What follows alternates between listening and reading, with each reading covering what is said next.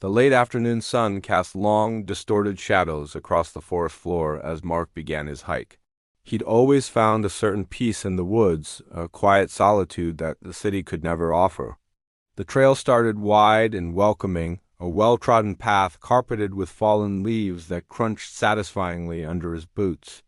Birds chirped overhead, a familiar, comforting chorus. He breathed in the earthy scent of pine and damp soil, feeling the tension in his shoulders begin to melt away. This was exactly what he needed, a simple walk to clear his head. An hour passed, maybe more. The sun dipped lower, its light now a warm golden haze filtering through the increasingly dense canopy. The air grew cooler. He noticed the change subtly at first. The broad, friendly path had started to shrink. What was once wide enough for two people to walk abreast was now a single-file track, winding deeper into the woods. The trees, mostly pines and oaks at the start, were now interspersed with older, more gnarled specimens.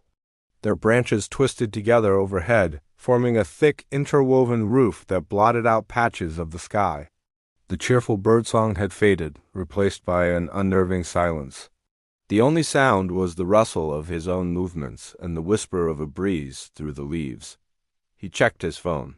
No signal. Not surprising, but a small prickle of unease ran down his spine. He told himself it was just the isolation getting to him. The trail narrowed further, forcing him to turn sideways to squeeze between thickets of thorny bushes. The light was failing fast now, the forest bathed in a dusky twilight. It was then that he heard it, a faint, high-pitched sound like a distant whistle. It wasn't a bird, and it wasn't the wind, not the normal wind, anyway. This was a single, sustained note that seemed to come from everywhere and nowhere at once. Mark stopped, straining his ears. The sound faded as quickly as it had come. He shook his head, probably just his imagination. He pressed on, picking up his pace, a new sense of urgency spurring him forward. But the whistling returned, louder this time. It rose and fell in a strange, unearthly cadence, a melody that made the hairs on his arms stand on end. It wasn't human. It was too pure, too sharp. The wind began to pick up, but it wasn't a natural gust. It swirled around him, cold and sharp, carrying the whistling sound with it. It seemed to be playing through the trees themselves, as if the forest had found its own voice. A voice that was ancient and full of a chilling, alien intelligence. He felt a primal fear grip him, a feeling of being watched, of being hunted. He was no longer just a hiker in the woods. He was an intruder in a place that did not want him there. He started to run. He didn't know where he was going. The path was barely visible. Branches whipped at his face and roots snaked across the ground, trying to trip him. The whistling was all around him now, a deafening shriek that burrowed into his skull. It wasn't just a sound anymore. It was a presence. He could feel it pressing in on him from all sides, a malevolent energy that promised a terrible end. He risked a glance over his shoulder. In the deep gloom, he thought he saw movement, a tall, unnaturally thin shadow detaching itself from the trunk of an ancient oak. It wasn't a trick of the light. It was real. The figure moved with an impossible speed, gliding over the forest floor without a sound, its form seeming to warp and stretch in the dim light. Panic seized Mark completely.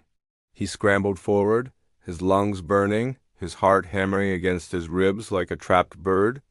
The whistling intensified, becoming a piercing, painful scream that seemed to be coming from the creature itself. He stumbled, falling hard onto the damp earth. He scrambled to his feet, mud and leaves clinging to him, and kept running. The trail had completely disappeared. He was just crashing through the undergrowth, guided only by sheer terror. He didn't know how long he ran. Time seemed to stretch and distort. The forest became a nightmarish labyrinth of twisted trees and suffocating darkness. The whistling sound was his constant companion, a torment that promised no escape. Then, ahead, he saw a break in the trees, a faint light. Hope, fragile and desperate, surged through him. He pushed himself harder, bursting through a final wall of foliage and tumbling out onto a gravel road. He landed hard, scraping his hands and knees, but he didn't care. He was out. He looked back at the tree line. The forest stood dark and silent. The whistling had stopped. The air was still. It was as if nothing had happened. Panting, trembling, he got to his feet. In the distance, he could see the headlights of a car approaching.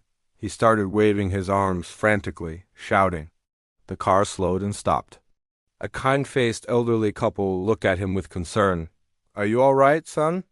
"You look like you've seen a ghost." Mark could only nod, his voice gone. As they drove him away, he kept his eyes fixed on the rearview mirror, watching the dark, impenetrable wall of trees recede into the night. He knew he would never forget the whistling in the woods. He had trespassed in a place he shouldn't have, and he had been lucky to escape. He knew, with a certainty that chilled him to the bone, that the thing in the forest was still there, waiting, watching, and whistling. He would carry that sound with him for the rest of his life, a constant reminder of the deep, ancient darkness that lies just off the beaten path.